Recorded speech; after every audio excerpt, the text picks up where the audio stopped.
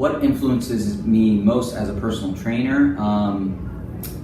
Seeing other athletes definitely is something that athletes and coaches influences me. Every time I see them either doing something very impressive, it kind of motivates me to increase my own game and improve my ability to program. There's a lot of really great coaches out there that I like to look to for whatever kind of like suggestions they have or ways to kind of spice up my own programming and just find new exciting exercises. Well, Dan John, he wrote a really good book. It's called Intervention, and that book really, I would say, had the biggest influence on me. He basically, when I was training at that period, before I read the book, I was, kind of just going with the flow of what you typically know personal trainers to be or training.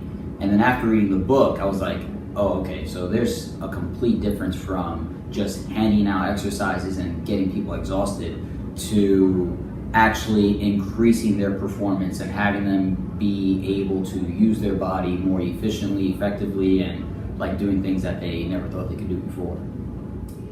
It's gonna sound simple, but I mean, I've been loving the barbell. The barbell, I love weight training, and honestly, if you have a barbell, this goes for men and women, because a lot of people think that, oh, well, women shouldn't be doing heavy training or using the barbells and such, that only dumbbells are suitable for them. But some of the best athletes, male and female, can really use weight training, and they do it with heavy weights. They do a lot of reps, and their form is perfect. And so to me, all you need is a barbell to get a lot done.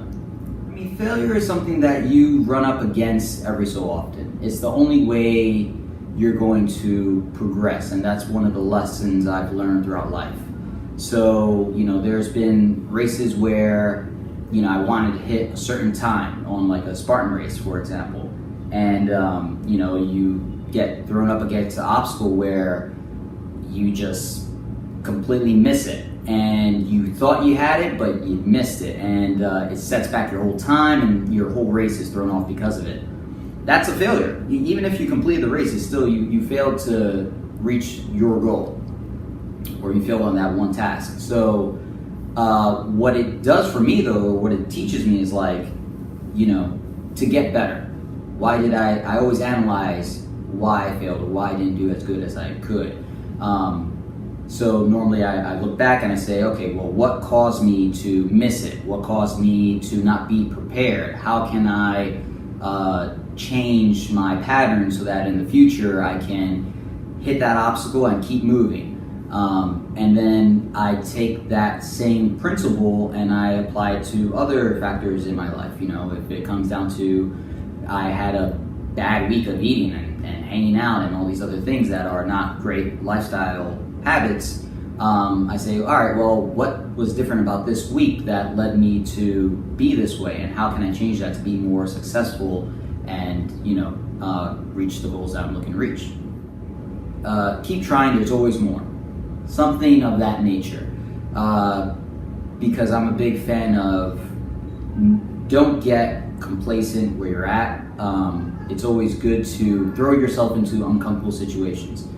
So, I've done a lot of things that I wasn't totally prepared for, and I kind of just threw myself into that situation, kind of knowing that, all right, this is not something I'm used to, but I'm gonna see what I get out of it. And usually 9 times out of 10, I walk out of that and I'm like, oh, you know what? I'm glad I did that. I'm glad I put myself out of my comfort zone, try something new, learn something, and can kind of apply that to other things. So, for example, I had joined a friend for a dance class, and I like to dance every once in a while, but I never done a dance class. So, and it was like very structured. So I went, and at first I was really nervous. I was like, oh, I'm gonna be totally out of place here.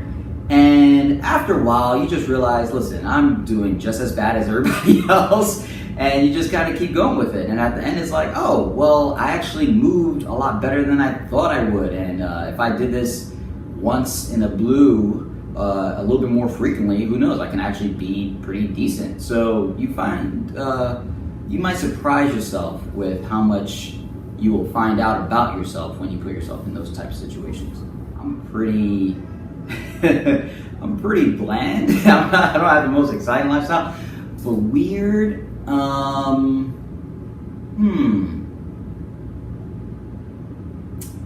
there's gotta be something. What do I do that's weird? I really can't think of anything. Okay, well, I'll tell you the one, and it's not even weird. It's just, I guess it's a little weird. So what I do is I have very selective hearing. It's one of my traits. So sometimes either, whether somebody's talking to me and then I hear the most important things that I want to hear, and then the little details that probably were most important to them, I'm just kind of tuned out on. And then that sometimes happens, or rather we have a timer, right? And the timer, it rings every minute.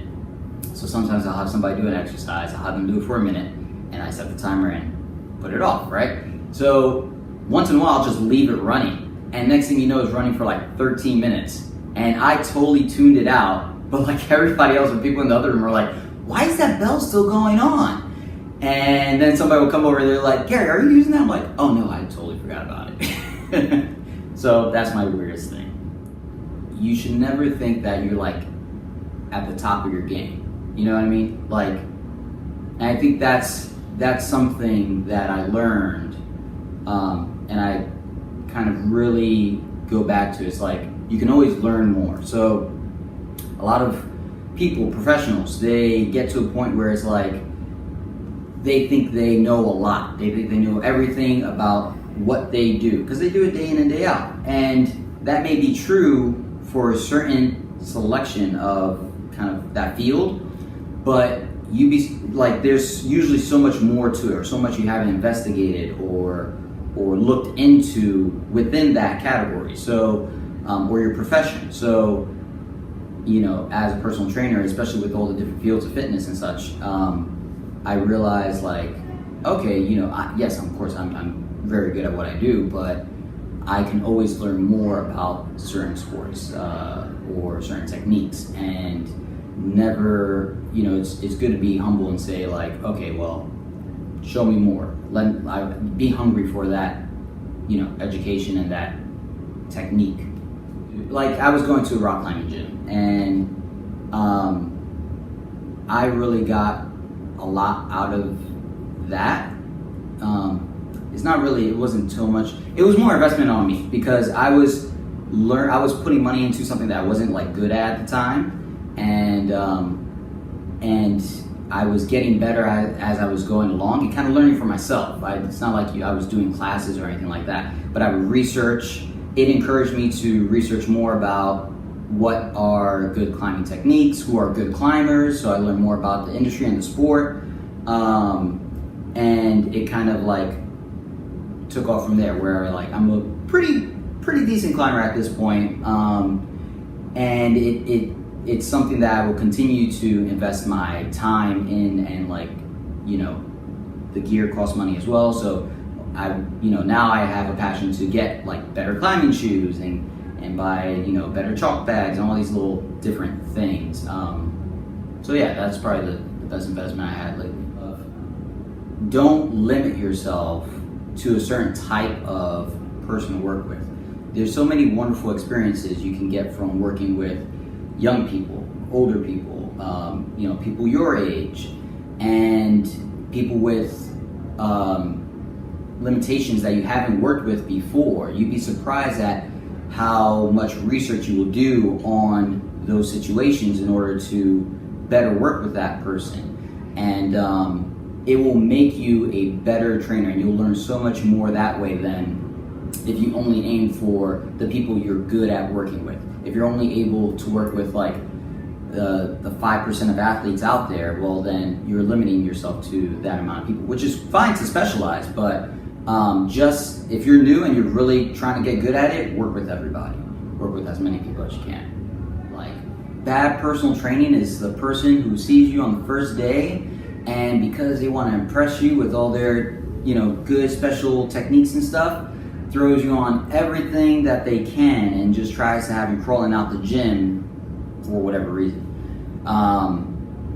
Why is that bad personal training? Because there's no benefit in that one session. That one session that they have with you will, it's going to have you sore. You could potentially have rhabdo because of it, and it's not going to make you into the most fit person that you want to be at one time. It takes time, it takes work, it takes patience in order to achieve the goals that you're looking to get. So to have the trainer that's trying to impress you just for the sake of it, that's bad training. A good trainer would kind of tell you what's the end game, what's the process, what to expect, kind of give you an insight on what the journey is going to be like, and kind of show you that throughout what the results are going to be. And as you follow through, you'll realize, oh wow, okay, so this is the point where he said I would reach, or this is the time when I knew I was going to reach a pull-up for the first time, or squat my body weight and such. That's good personal training. What I'll do is usually I'll go for like a run. That works well for me in terms of like clearing my mind and kind of getting me focused. Especially the longer the run, the better. And what I end up finding also happening is that, like, let's say if I go for a long run, so I'm out there for like an hour or more, you're so in tune with your body, or at least I am. I'm so into it, and I'm connecting with everything. I can feel the ground. I can feel my lungs working. All the things that might have felt like they were bogging me down kind of start to lift off and feel like, oh well, you know what? That's not even a big deal. I can handle it. I can take care of it. I'm working with what I have in front of me right now, and that usually helps clear my head and kind of refocuses me. Not actually that.